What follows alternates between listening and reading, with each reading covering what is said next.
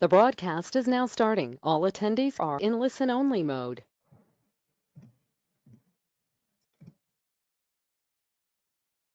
Hello, good afternoon, everyone. Welcome to the NARUC NASIO Microgrid State Working Group webinar on getting microgrids to market. My name is Kira Zeidelman. I'm a program officer with NARUC's Center for Partnerships and Innovation. And we're pleased today to have Commissioner Diane Burman moderating this webinar for us. So I'm going to pass things over to her to get us started. Thank you so much. I'm very happy to be a part of this NARUC NASIO Microgrid State Working Group seminar. Following severe storm events that swept through the East Coast over the last 10 years, there's been an increased focus in New York on developing resilient electrical grids that can continue to provide power, heat, and cooling to critical facilities grid scale during power outages.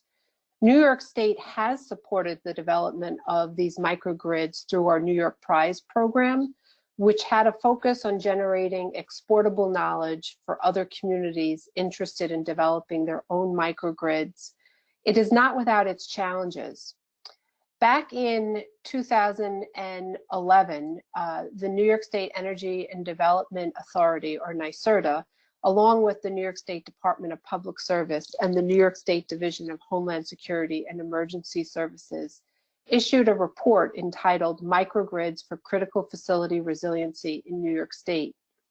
As a backdrop, this report included 4 figures depicting widespread electricity customer impacts resulting from several notable weather events, including Hurricane Irene in August 2011, our October 2011 snowstorm, and Superstorm Sandy in October 2012. The report assessed how microgrids can be used in New York State to sustain mission-critical operations during and after severe weather storm events. And we defined at that time that a microgrid was a group of interconnected loads and distributed energy resources within clearly defined electrical boundaries that acts as a single controllable entity which can connect and disconnect from the surrounding utility grid and operate in both grid-connected or island mode. We looked at in that report several issues. A key issue for us was resiliency. When we looked at for NYSERDA, for our New York Prize program, which we are still currently administering, except it has been a bit dormant, we looked at a program to support grid planning and development with awards of fund called the New York Prize Competition. There were 3 stages. Stages 1 was a feasibility study. Stage 2 was audit grade engineering, design, and business planning. And stage 3 was a project build out and post-operational monitoring. An RFP is issued for each stage, and NYSERDA, after evaluation, would announce winners who would receive funding based on the proposals. We've gotten through stage 1 and we've gotten through stage 2. Stage 3, which was supposed to and anticipated to be done in the fall of 2017, has hit a snag and we have not moved forward on that at this time. Things we're looking at: what empowers communities to develop microgrids? What does each community feasibility need versus want? What expertise is needed to successfully realize these projects? What physical and regulatory barriers dictate project success? Over the years, we continue to evolve in our thinking on microgrids and what is needed and desired. But as I underscored before, a key component of a microgrid is resiliency. The need for reliability and resiliency is increasingly important as power customers continue to suffer economic losses from outages. There are different considerations with microgrids for large infrastructure, water treatment facilities, hospitals, versus local facilities such as grocery stores, gas stations, and banks.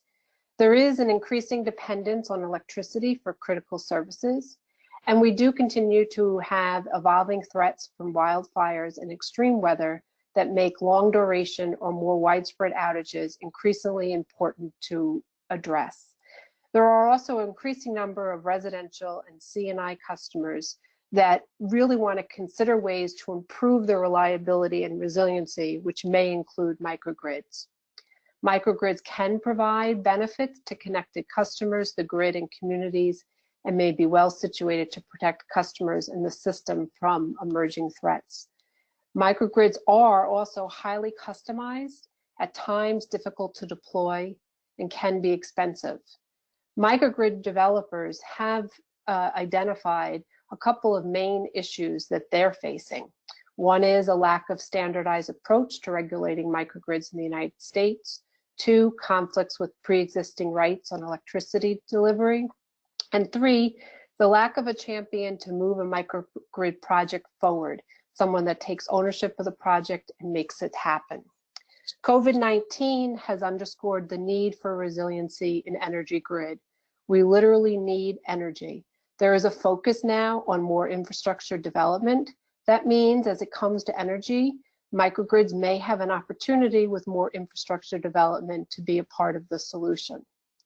In late 2019, Pittsburgh's International Airport announced it was planning to be wholly powered by solar power and natural gas microgrid. This was the first time in the United States a major airport announced it would be completely powered by its own microgrid with the use of its on-site natural gas wells and a solar array. The power generated at the Pittsburgh International Airport, or PIT, is destined to become the primary supply for the entire airport, including the airfield, Hyatt Hotel, and the Sunoco gas station. The airport is expected to remain connected to the traditional electrical grid as an option for emergency or backup power when needed, such as extreme weather events or other grid interruptions. The solar array will be approximately 7,800 solar panels across 8 acres that will be visible from Interstate 376 in Pittsburgh. This project is expected to bring power resiliency and redundancy to enhance safety and ensure continued operations for the traveling public. People's Natural Gas has contracted with them to build, maintain, and operate the microgrid, and it's expected to be online by summer of 2020. NARUC and NASIO developed a state working group to get under the hood in the hopes of developing a better understanding of the successes and challenges faced by ongoing microgrid development in the states.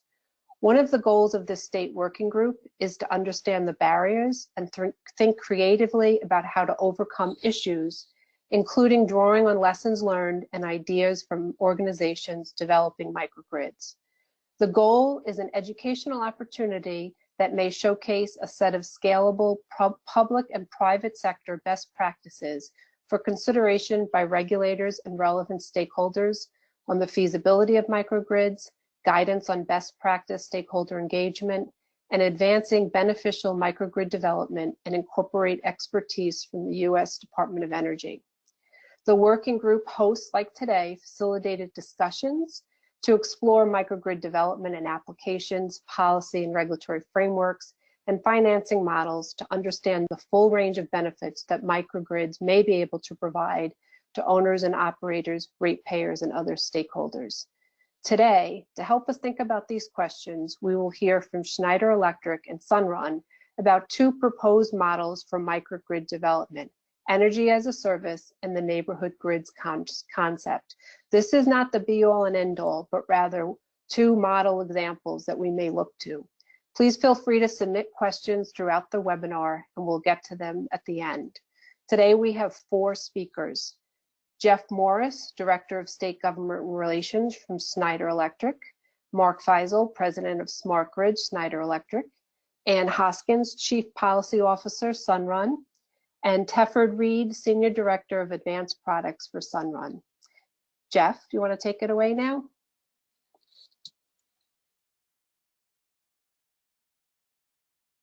Great. Yes, thank you, Commissioner, and thank you for the opportunity to address the task force, which is doing critical work in trying to identify these barriers for microgrids.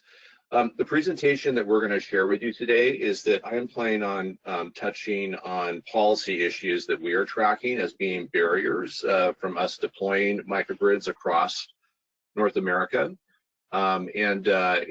Hopefully after touching on some of those policy issues, because there's a lot of activity, there's a lot of demand from customers for a whole host of issues. and a whole host of different values, from resiliency against exigent climate and weather events, to decarbonization, to frankly cost.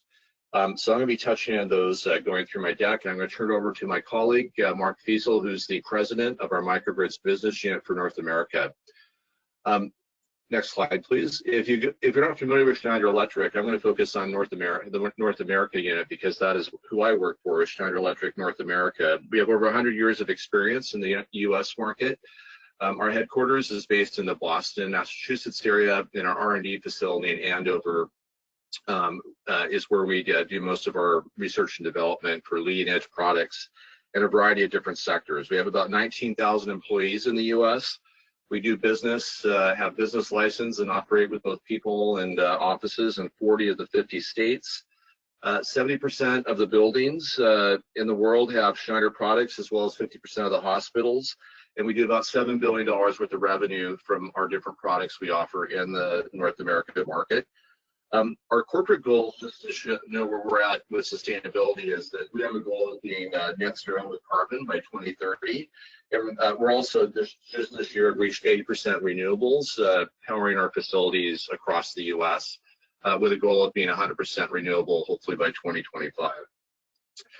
We bring a lot of expertise to this conversation, as you'll hear from Mark after my presentation, but we've done over 300 microgrids deployed across North America, including some very large ones at Miramar and some U.S. Coastal Guard stations that involve multiple facilities.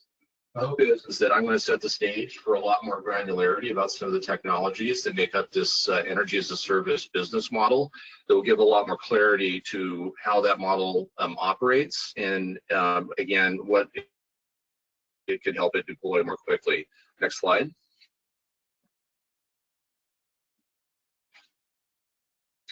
So this is just kind of a punch list of issues that we work across all 50 states and some of the territories that I'm going to touch on as being barriers to having customers be able to put in their facilities a microgrid of their choice. And I should also mention too that Schneider is a rather unique company, and that's a great deal, about 70% of our revenue comes from customers and not from utilities. So we have a great relationship with folks behind the meter, and are hoping to share that experience with you here today. One of the biggest issues is just lack of a clear rules across all 50 states about how a microgrid fits into the overall structure of the grid. As you know, there's pushes from FERC to move some of those capabilities that microgrids can provide the overall grid, particularly the distribution system, up to wholesale markets. But it's really this ownership structures at the retail level within states that need to be clarified. There's some great efforts underway. California is currently trying to prosecute some third-party ownership microgrid rules that, when they're in place, hopefully will give a lot more clarity to where a customer-owned or non-customer-owned microgrids can be deployed and under what type of rate tariffs or tariff structures.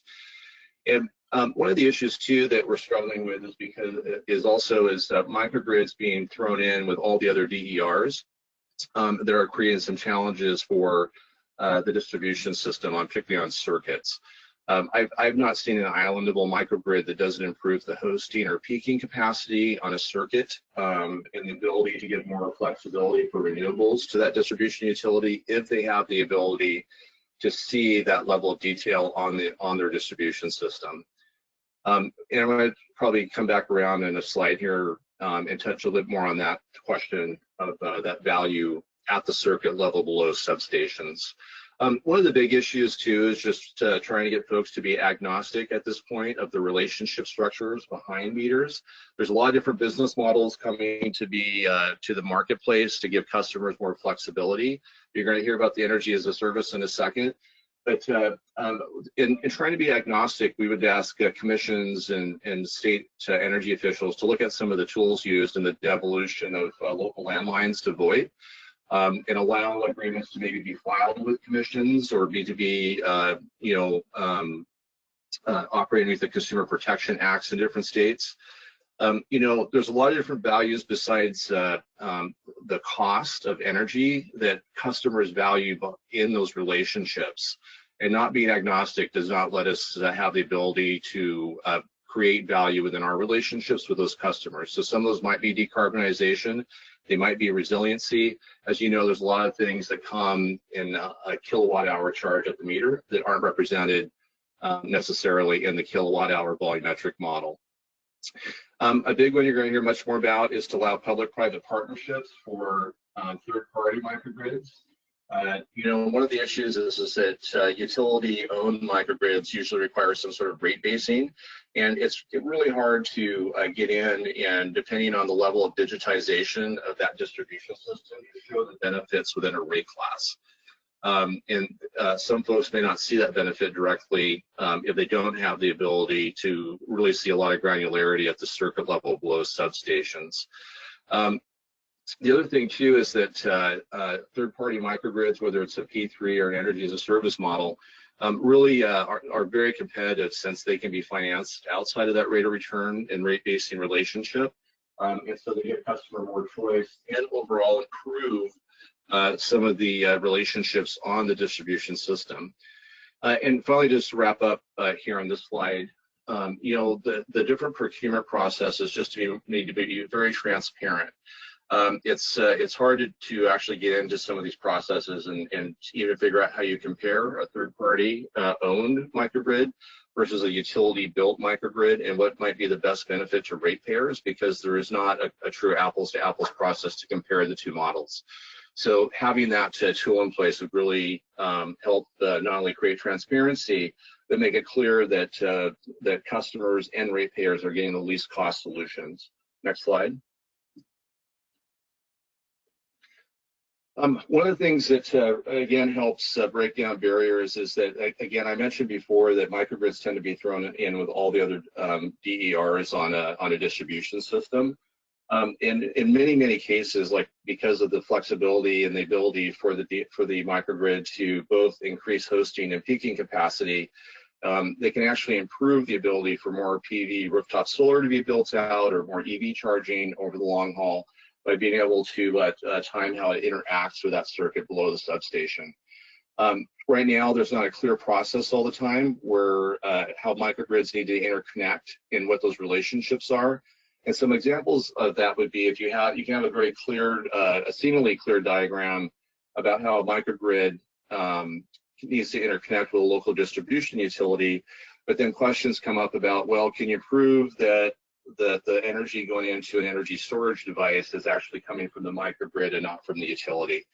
And often those types of questions are addressed in those simple diagrams, but they need to be clear and stated up front, so that when we're talking to customers who want microgrids, that we can actually give them an accurate cost forecast, because it's known what all the design issues are for interconnection.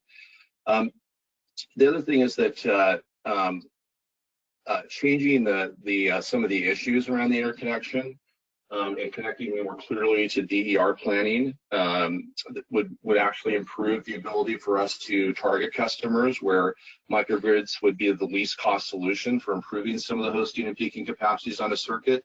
Right now, DER planning is in its infancy, but for those that have been aggressively pursuing it, either for by rule or by for fiduciary obligations to their shareholders, having a more clear listing of maps and diagrams of where microgrids would improve and not have to cause a costly CapEx build out of substation capacities to build a rush hour on the distribution system all the time. Departing load charges are a huge issue that have really passed their prime, in our opinion. The issue on these DLC charges, really do not take into account the avoided CapEx I just mentioned about trying to build to that rush hour for, midday PV production. If you have some wind on a system somewhere, wind spikes or potentially, hundreds of EVs driving home and plugging in at 6 o'clock every night. Those avoided CapEx should be factored into any process to have the departing load charge, but frankly, we think the DLC should be eliminated because there's a net benefit to all the ratepayers to have that private investment benefit those circuits. And then the standby charge issue really needs to be re-examined and really focused on what provides community resilience and it can unleash some of the dynamic, services that microgrids can provide around black starts and so forth. And just one last thing, there's a lot of convergence happening between the grid of the future and where we're at today. But one of the things that needs to be done is to start looking at modernizing the 1970s Jimmy Carter era energy efficiency rebate programs and to stop treating appliances and equipment as a mob that just happens to show up at a building, but to actually get them into an organized flash mob by having appliances and equipment that can communicate with our microgrid platforms and for residential services as well, with machine learning and artificial intelligence, the ability to communicate and to have a system is where we need to go with energy efficiency rebate programs. A lot of times folks that build commercial buildings, there's no payout to them for putting in even the conduit to have artificial intelligence put into a building management system. So those things need to be incentivized to move us to the next layer, the next level of energy efficiency. Next slide, please. So I just want to take a second here. This is a really interesting slide that San Diego Gas and Electric presented to the California Energy Commission for a load following tariff. But anything you see on this slide in blue is basically the capacity markets and the day ahead market for the CAISO, the independent system operator in California. Anything in gold, if it's coming across in that color on your screen, is basically the distribution system above the substation, and anything in that taupe color is the value, the two top 200 circuit load hours for circuits below substations. And what they found, because they digitized their system so much, is that there's really a ton of value at that circuit level. And microgrids, that's where we need to be unleashed to have tariffs and the ability to work in that space to monetize the true values of microgrids for customers when they bring that investment to the distribution system. The circuits never add up to the overall system peaks and valleys because they're all individual with different customers on them. And that distribution capacity signal really in the gold color is just that capacity, whereas the taupe is locational. Next slide, please. So I'm just going to touch on some emerging opportunities and turn it over to my colleague. But one of the things coming down for states that they should be tracking on is that in the fall, we're expecting the BRIC program, the Building Resilient Infrastructure and Communities money, that's going to focus on town square hardening for resiliency, for exigent situations. And this is a great opportunity for the states, but the states need to really look at their plans for hardening town squares. And FEMA has identified 7 critical infrastructure nodes, and most of the state plans that we've seen really focus on one node resiliency at a time. But there's lots of situations where there's nodes that are co-located. Sometimes those are in the same property, so you might have a fire station and a cell phone tower in the same location. The microgrid could benefit 2 different critical infrastructure nodes at that point. But a lot of times, because the way zoning works, there's critical facilities like hospitals, water treatment, sewage treatment, government buildings that tend to be located because of the way zoning works. And not having resolution to right-of-way issues is one of the biggest barriers for doing town square hardening for microgrids and getting over the fence. There's no clear way for us to do it. And, one of the things you're seeing is that you're seeing a lot of federal military bases with multiple facilities being able to maximize the most efficient electrical and economic transaction by having supply and demand meet itself where it's needed at the facility, with facilities and buildings next door to each other. That can't happen right now because access for mid-voltage and low-voltage DC over a common right-of-way to a building next door is impossible to achieve. And we've seen countless examples, one recently in California where a city was ready to do a town hardening project, got a grant to do it, and couldn't resolve the right-of-way issues, so ended up using CCAs to work around a community microgrid to an individual building by building microgrid. And the last thing is just to create a grid modernization fund to assist the utilities to get more visibility about what is happening in those circuits below the substation. So with that, we can go to the next slide. I want to introduce my colleague, Mark Feasel. Mark is the president of Schneider Electric's smart grid business in the U.S. and North America. Mark joined Schneider Electric in 2005 through an acquisition of Power Measurement Incorporated. And Mark really has taken the concept of a business unit that builds microgrids at Schneider Electric North America from an idea all the way to having actually 300 microgrids built across the North American continent. He's a wealth of information, and I'm glad I got him here today to share his knowledge with us. Mark, the floor is yours. Yeah, thank you, Jeff, and thank you to everyone for investing your time here this afternoon with us. I'm going to talk about some of the drivers behind and then some specific examples of the kinds of solutions that Jeff laid out, some of the regulatory construct and other issues associated with. And I think fundamentally this is the story of the digitization of infrastructure and the new outcomes that are possible. You think about electricity as invisible, dangerous, traveling at the speed of light, and so it's not a big surprise that for most of the last century, very few people could really interact with the grid in any way. And what changes that is data. So as data becomes pervasive among all kind of customers, certainly for the last decade or so, very sophisticated energy consumers have invested in metering and other kinds of telemetry that gave them insight.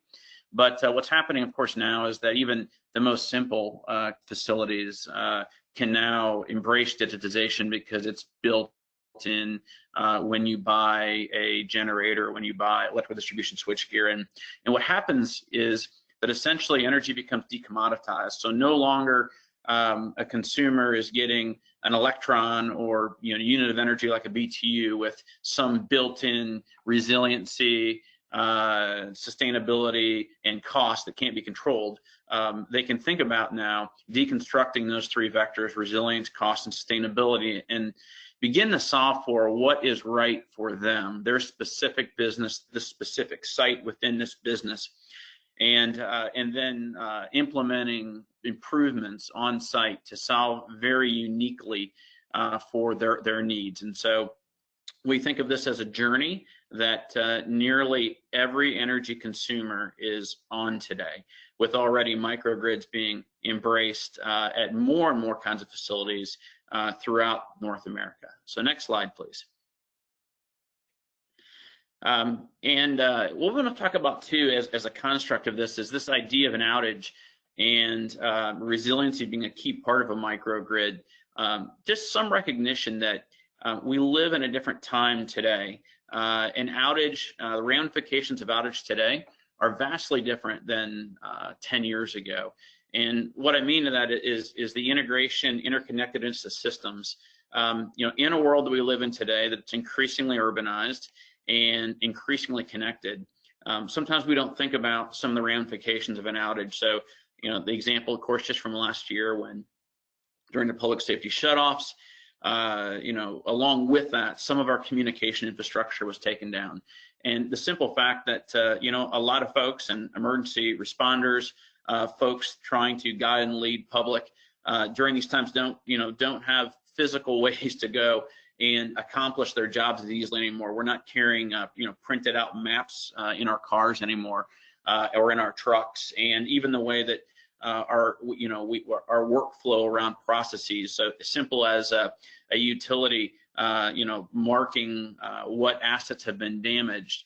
All the workflows have been built around these connected models now, and when that connectivity isn't there, we've got some challenges. Also, you've got a story where healthcare is changing, and this really certainly stands out during the time we're in now. But transition of healthcare away from these large hospital environments to walk-in clinics and even to the home, and just the recognition that we're doing more and more care farther away from these facilities that have been hardened. So how do we think about maintaining that level of being able to accomplish medical objectives outside of the very hardened hospital environment? Finally, the food supply chains, giving rise to indoor agriculture with this concept of urbanization, getting food sources closer to where people are consuming them. And I think probably you, like I saw, shelves missing, food from shelves missing in some of our grocery stores even now. So go ahead and click it one more time, because this is a build slide, and I think there's a couple more points on the right there. Thank you very much. Just go back one, thank you. But what you have to think about is that in these new kinds of facilities that we now have to harden it, the same solutions that applied to a hospital or a water wastewater facility or a city jail, those kinds of solutions won't work at a grocery store or a food processing plant. They're simply too complex. There are not people that are capable of operating and determining if there's a problem and dealing with the complexity of those things. And so the solutions that need to be deployed now to harden for this new environment that we're in have to be different.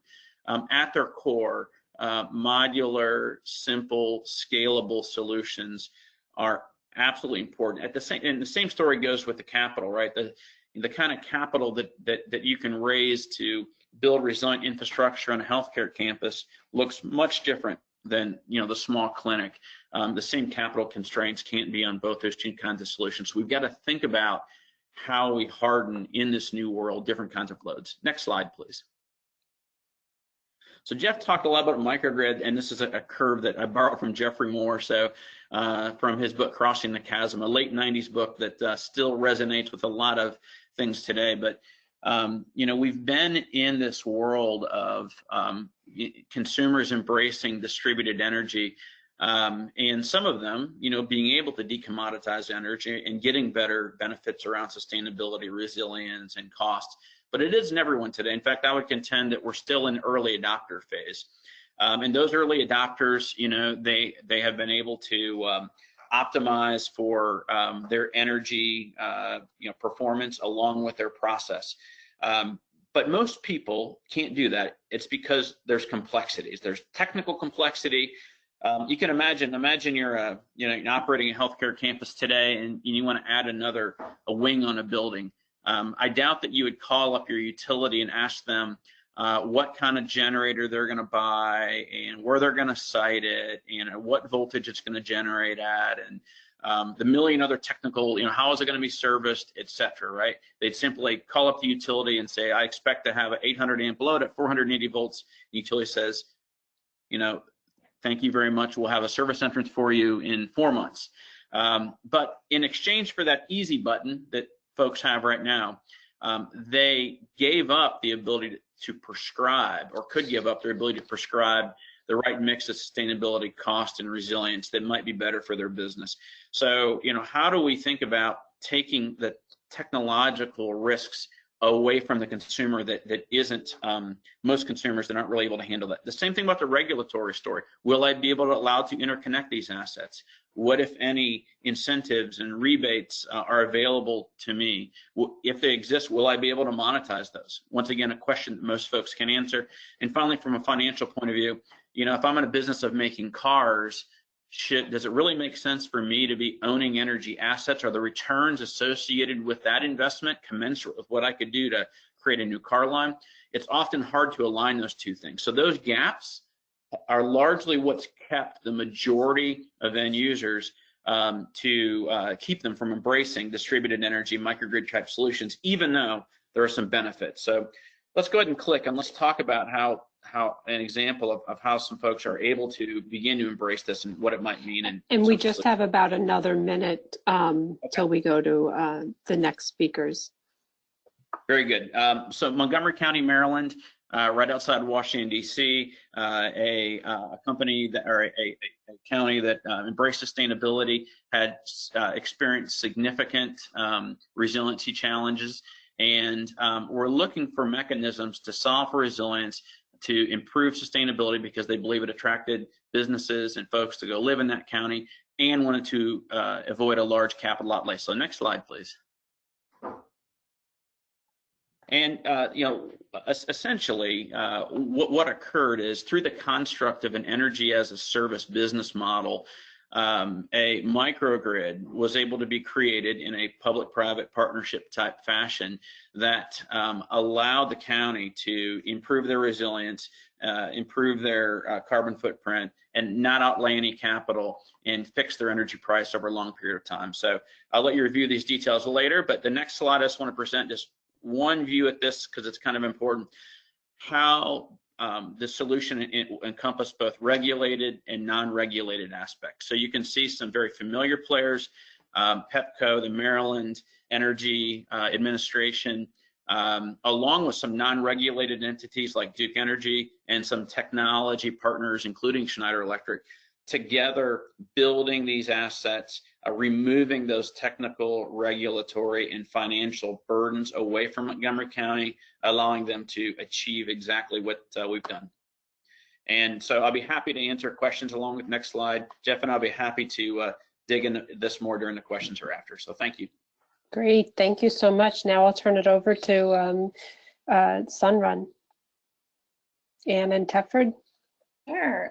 Hello, everyone. This is Ann Hoskins. I'm going to start us out, and then when we get to the more technical aspects, I'm going to turn to my colleague, Teff Reed. Real pleasure to be with all of you today and to follow on from the interesting information from Commissioner Burman as well as Schneider. So what I wanted to do, and for those of you that don't know Sunrun, we are the largest residential solar and battery provider in the country, and we operate in 22 states, hopefully many of the states of the folks who are on this call, as well as District of Columbia and Puerto Rico. And we are focused on residential solutions for customers. We've been around for about 12 years, and in the last few years, we have really expanded from being a home solar company to being a home solar and battery company. And with that, have gotten into the issue of how do we serve as a source of reliability, some of the same points that were brought up earlier in this hour. And so what I want to do is bring you through a little of that transition from being just solar to solar and batteries to the point where we now think that we are part of what we are calling neighborhood grids, or could be part of neighborhood grids, which could really help support these goals for reliability and resiliency at a more local or neighborhood level. So if we could move to the slides. So basically, as I said, the key topics we want to touch on are, a little bit related to what are microgrids, and I think we've talked a bit on that already, and how we see distributed solar and batteries as key building blocks to make microgrids, and then how we've gone about doing that through battery aggregation, and now the next phase of neighborhood microgrids. Good. Next. So, why microgrids? As you've heard, resiliency is becoming, really critical. It's been critical for some time. Many of you may know I was a commissioner on the Maryland Commission a few years back, and it was at a time right after Superstorm Sandy and the derecho in the Mid-Atlantic. Since I've moved out to California, I think these extreme events keep following me because we've had a number of wildfires that have caused, really terrible damage to people and to businesses and communities, and have really brought home the weaknesses of our over 100-year distribution and transmission system and electric system. And in addition to that, obviously, we have challenges from climate change, which we believe are related to our reliance historically on fossil fuels. So because of that, we see an urgency to try to take the technology we have, get over some of those gulfs that, were just mentioned, and find a way to get this technology out to more people and businesses and communities. And microgrids are one way to do that. And one of the big benefits is, providing greater local reliability, recognizing that many of the demands are more localized, and we now have the technology to be able to really key in on those local reliability needs with this more distributed sources of technology.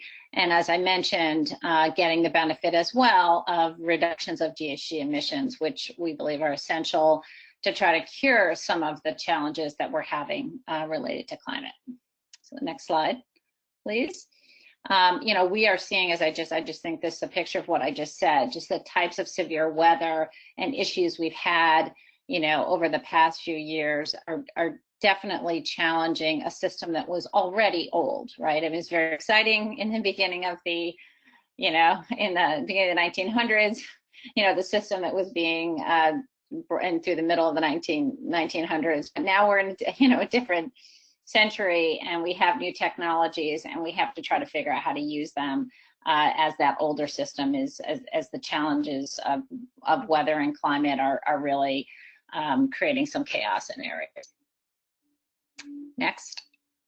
So, you know, there's microgrid policy development happening across the country in different levels of advancement. I did want to just highlight for folks, you know, out in California where, you know, Sunrun has a large presence. There is a really important microgrid regulatory process underway.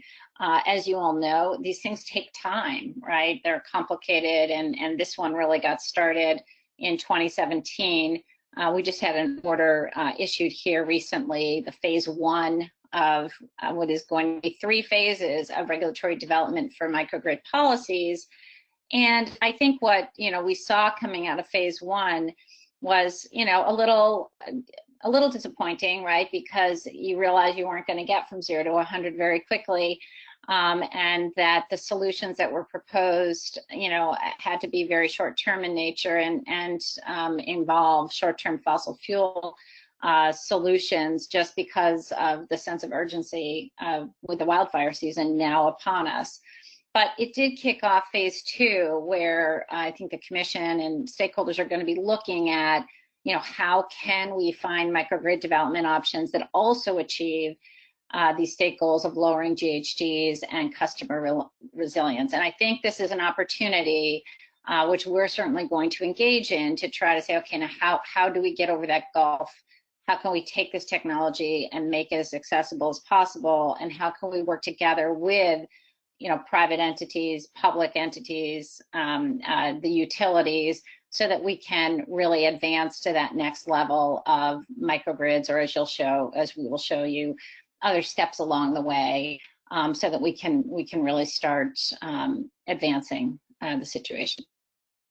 Next.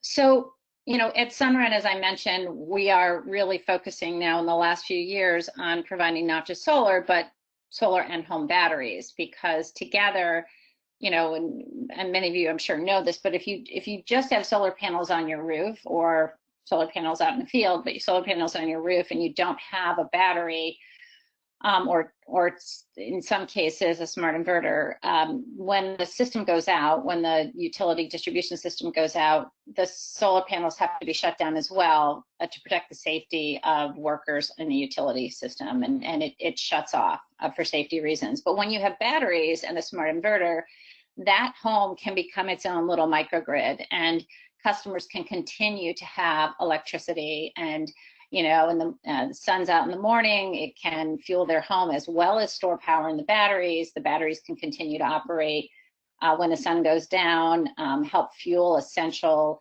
services within a home, whether it's, you know, a refrigerator or, you know, other, you know, important items that people depend upon. And then in the morning, the sun comes back out and a home can continue to operate. And this was very important for customers in California last year when we had the forced shutoffs through by utilities that were concerned about wildfire challenges, you know, due to wind and weather.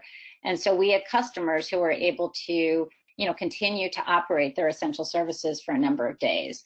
And so as we've now entered into fire season again, and with the support of important programs from the California Commission, the program's called SCHIP, we have incentives where customers can access batteries, have, you know, purchase or lease batteries, combine them with solar, and provide, you know, the resiliency that they need, which we think is going to be particularly essential as we continue to have stay-home orders here in California. So if you can imagine being required to stay home and having a forced outage for a number of days, as we faced on a number of times last summer, this is really a recipe for, you know, really serious customer harm.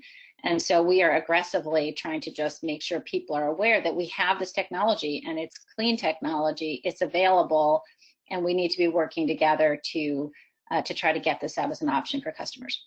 Move forward, please. Kira, thanks. And, you know, I mean, this is no surprise to any of the regulatory people on the call and energy policy people that, you know, the cost to deliver energy through our traditional system has been increasing significantly since the mid-1990s.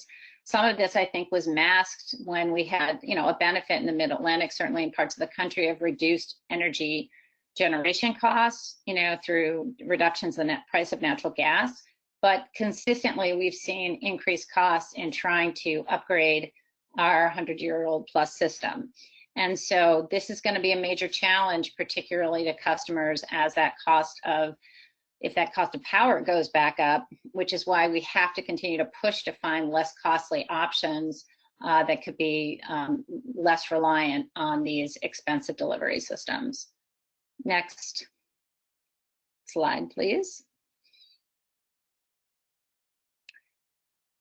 Okay, and I think I lost one slide there, which was just showing that, I think I showed it earlier, that in contrast, the cost, we expect the cost of batteries to continue to fall, sorry, and the cost of solar has been falling. So you see this difference of, you know, as we, fortunately, right, and it reminds me a little of my experience in the past when I was in the telecom industry, right, where we saw, you know, the cost of technology declining on things where we went from, you know, mainstream computers to a computer in your hand on your phone. It's a similar dynamic, right? We, you know, as we get more demand for these batteries, whether it's through EVs or whether it's through the kind of batteries we're working with attached to our homes, we're seeing declining cost curves, and we're continuing to try to push for declines on improvements on interconnection, permitting, and the like, that this is going to become more and more accessible and a more real option as an alternative to provide resilience and reliability. Okay, you can skip that one again, thanks. Okay, so what is, you know, just a quick run through here. What do we talk about when we talk about these, what we refer to as Brightbox, our product, but, you know, others, it's really, you know, home solar and batteries. What does that really look like? You know, essentially, we started out, you know, at Sunrun as providing solar as a service, where, you know, we put solar on people's homes and either sold it for cash or leased it so that they could have access for a fairly low upfront, low upfront cost, and have this as a source of energy over 20 or 25 years. Then we added the battery. What's pictured there is an LG Chem battery that goes on the side of someone's home or garage. There's other batteries that we provide as well. And so the battery is connected to an inverter. It's connected to your solar panels on your roof. Technology is available now. And as I said, some states are providing valuable incentives, Massachusetts, California. Others are considering it now to make those even more accessible to more customers. Next slide. I feel like there's a delay. Okay. And so then, you know, we started doing that, I'd say 2 or 3 years ago. And since that time, there's been just a really fast timeline of developments and changes. And part of what was driving customers, why would customers want to have, you know, invest their own capital for, you know, providing an alternative to relying on the centralized system? And there were different reasons. In Hawaii, it was driven because there was a regulatory change related to net metering, which was really restricting the ability of customers to be able to share their power with their neighbors, and was called self-supply they were restricted to. So that meant, well, what are we going to do with this power? We're going to store it ourselves and use it ourselves. Hawaii has since changed that policy, I think, recognizing that there's value in sharing that power at the most valuable times during the day. But because of that, it really induced customers to not want to waste what they were generating. And then in California and in some other parts of the countries, we're seeing regulators instituted time of use rates for solar customers, which pay customers much less in the middle of the day for the power they share than they would at the end of the day when, you know, there's a greater peak demand. And so as a result, customers have an incentive to get a battery, store power that's generated at lunchtime, and when they don't need it as much, and then either use it themselves at 6 o'clock at night or share it back out then for a higher compensation rate.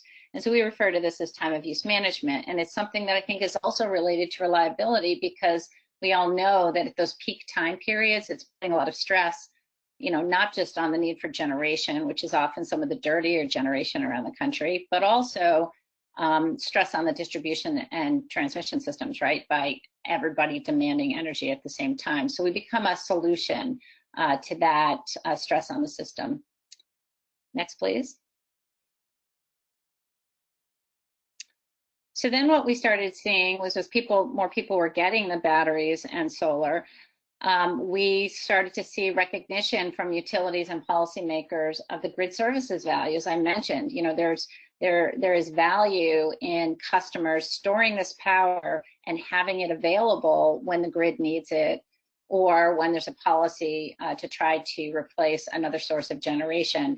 And so we now have situations in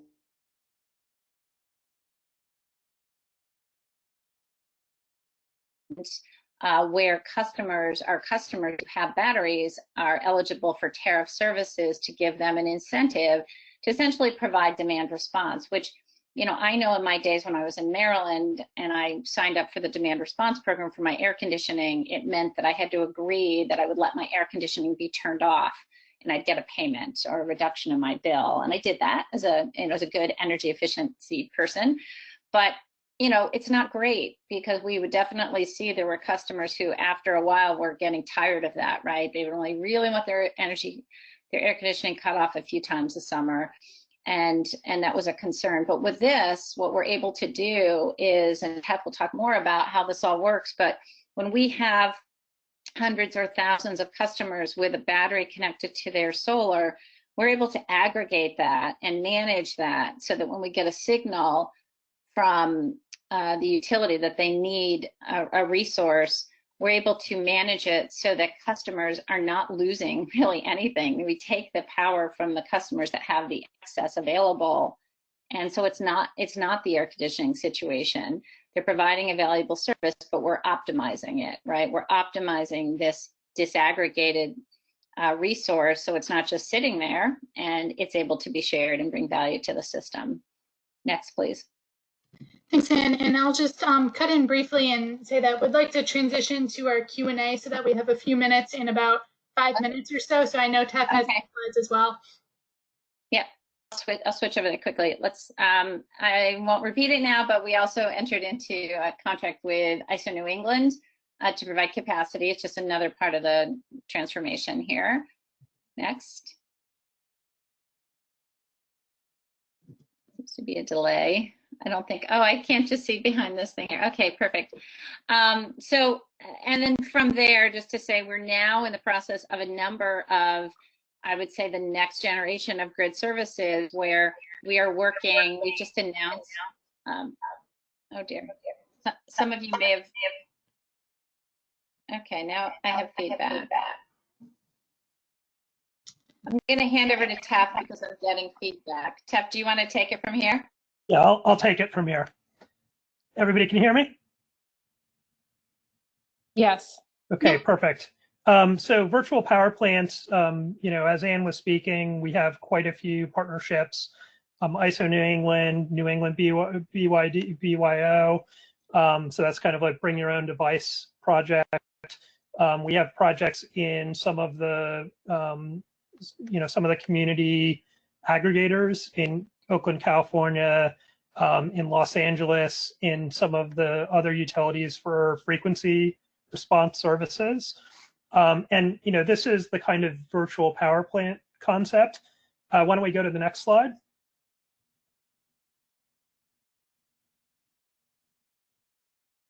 So, you know, let's talk about where we've come from.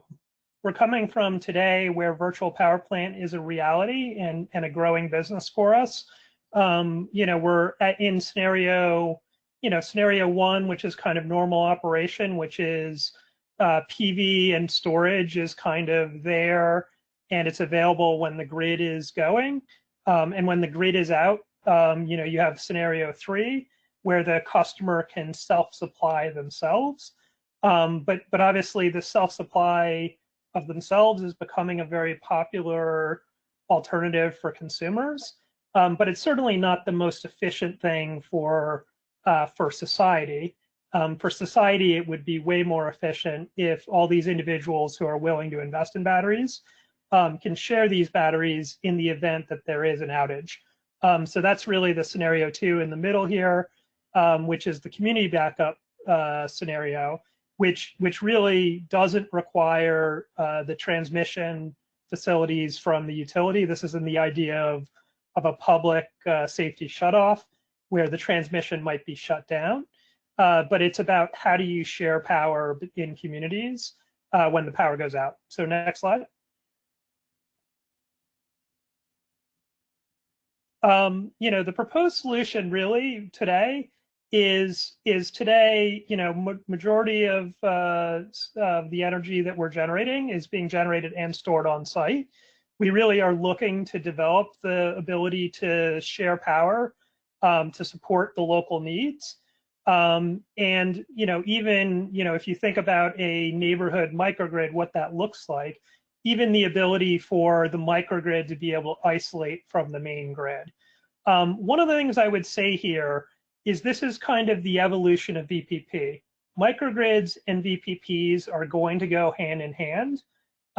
If you think about a world today where VPPs are controlling individual resources in a customer's home, there's not a very big leap to get to a place where VPPs are actually helping control the microgrid and helping make the microgrid interactive with the utility.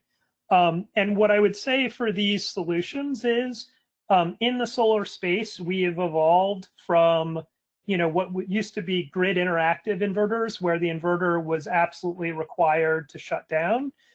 We've moved with some of the new inverter standards, the smart inverter standards, to what they call grid support inverters. And I think what you really are going to see in all of the technology that's coming from the inverter manufacturers is really that every inverter that people are starting to think about is not a grid interactive, not a grid support smart inverter, but actually getting to the point where it's a grid forming inverter.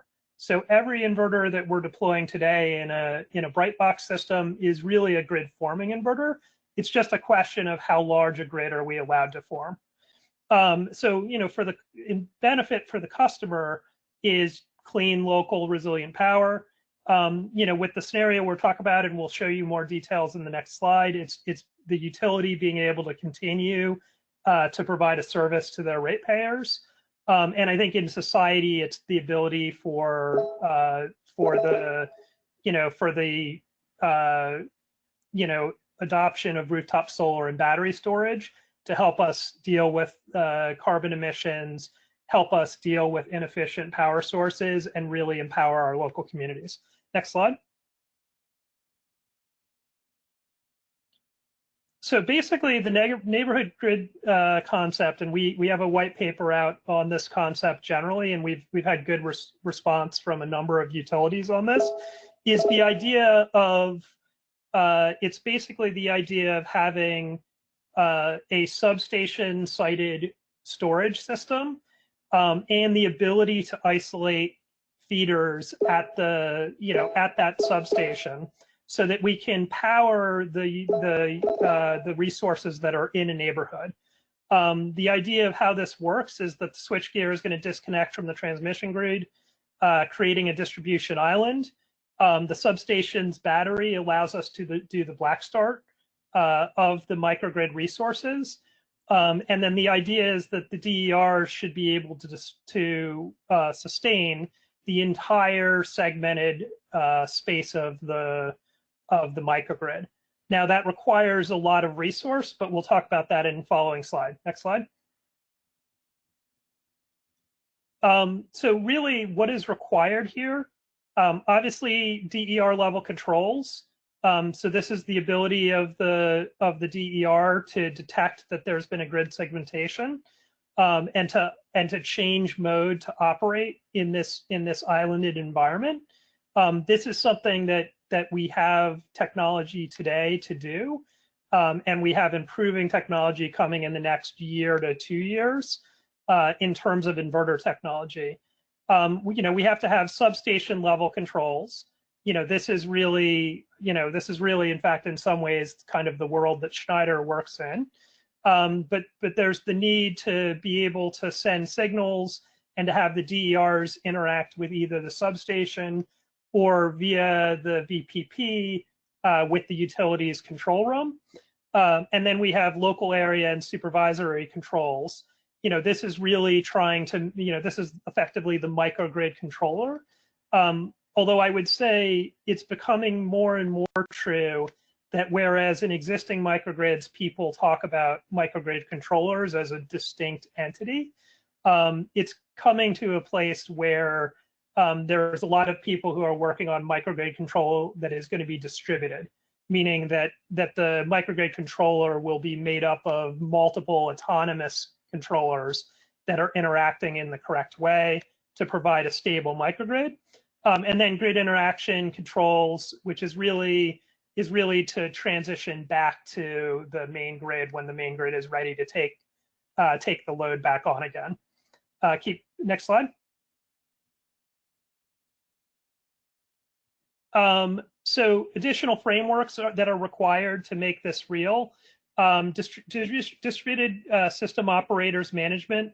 I think we need better coordination with the DSO side of the utility, including coordinating during normal grid conditions and coordinating the transition between segment and grid operations in abnormal grid conditions and ensuring power quality and reliability is maintained within the right standards. This is something that currently there is not a lot of interaction between substations and between DERs. A lot of this is because substations really, in some cases, have not even undertaken digitalization yet. But in the future of digitalized substations, we expect this to become more of a reality. And in the time that it's not a reality, we still expect to use VPPs to be able to control, be able to speak with the utility control center and communicate with control systems that the utility has at a centralized location. We have to have autonomous DER coordination capability. This is basically the ability of each of the DERs to be able to interact with each other. All of our systems today are communicating, meaning all of them communicate at a very high rate of update to a central system. And there is absolutely the ability to make these, give these the ability to communicate with each other to support this segmented distributed network. And then we need a marketplace, because the reality of this solution is that we would like to think that every single house in a neighborhood will have solar and a battery, but different people in a neighborhood are going to have different income levels. They're going to have different ability to invest. And so the ideal and most optimized strategy is that for the people who have roof space to put solar, they should put solar. For the people who have space to put batteries, they should put batteries. And these should be able to interact. Because obviously, if somebody's going to invest in a large set of batteries and not have a disincentive to share, there has to be an incentive to share here. And this would be basically creating the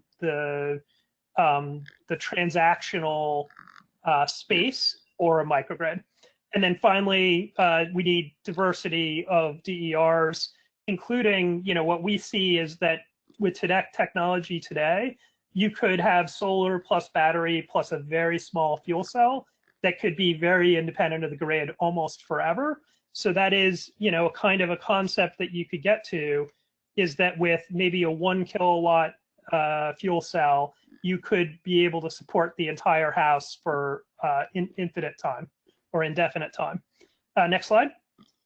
Thanks, Teff. And after this slide, if we could go to one question that came in, I'll turn it over to Kirsten after this if you want to wrap up here. Yeah, sure. So here's the thing, is what else do we need? We would like to really look carefully at some of the limits that are put on solar. So today we have percentage of load coverage as a limit. In some markets, we also have limits that are about the size of the solar kilowatt, the number of amount of power that can be put on a solar plant. And what that basically does is it means that more people in the neighborhood would have to have an average size plant to make up for the whole neighborhood. We need customer DER system economics. Really, we need rate structures that incentivize systems that are larger and could support more of their neighborhood. And then we need to encourage appropriate system sizes for neighborhood grids. Next slide. And then I can go to questions. So this is basically a high-level diagram. I think for this audience, I'm not going to go into it, but it'll be in the record of the conversation today. It's just talking about what this would look like as a technical diagram. And I think that's it for my slides today. Thank you so much. This is Kirsten Rickless. I'm with NASIO and I'm moderating the questions. And I just wanted to, in the interest of time, ask y'all one question, both to Schneider Electric and Sunrun. And you talked a lot about the benefits of microgrids and DERs, but a lot of states also have major issues with distributed generation interconnection, triggering major transmission and distribution upgrades.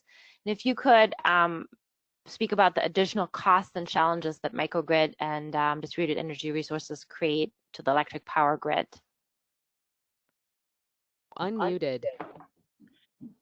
Yeah, hey, this is Mark. I can just kick us off here briefly. So, this is a question that we generally face. Muted. And we are looking to interconnect assets, that there is generally some kind of study that says what implications is this going to have at my connection point. And because of the kinds of microgrids that are being deployed, that have a diverse ability to create energy and push it or arbitrage it in some way with a battery, what we find is that it actually, in most cases, the results can be quite, beneficial. Certainly, some of the things that we end up addressing tend to be more around the power balance versus the energy balance. So do we have the right kind of protective relays? Are we solving for safety on both sides of it? And then I think on the Sunrun side, I would say our microgrids should not have any impact on the utility in terms of constraints to the network.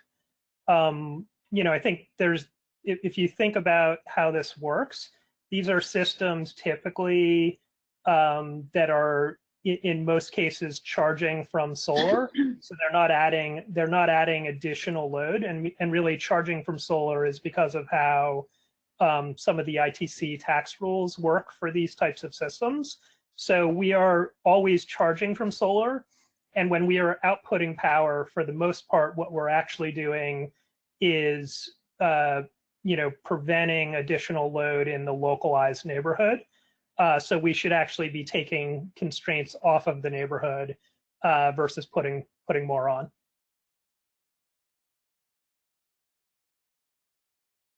That make sense? Unmuted. Thanks, Teff. So this is Kira again. In the interest of time, I think if our speakers are comfortable, if I can connect them with folks who had additional questions after the webinar, I think that would be best. But we're going to transition now over to our members-only discussion with members of the Neighbor-Knazio Microgrid State Working Group. So to our panelists, thank you very much for joining us today. And to the rest of our audience, if you are a member of the working group, please stay on. We have a couple of updates